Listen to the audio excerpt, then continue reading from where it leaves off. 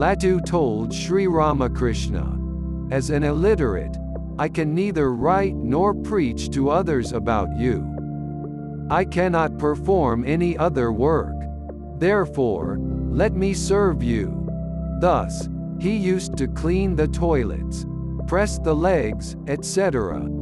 Latu also said, "O Ramakrishna, I am your servant." దొరకునా ఎటువంటి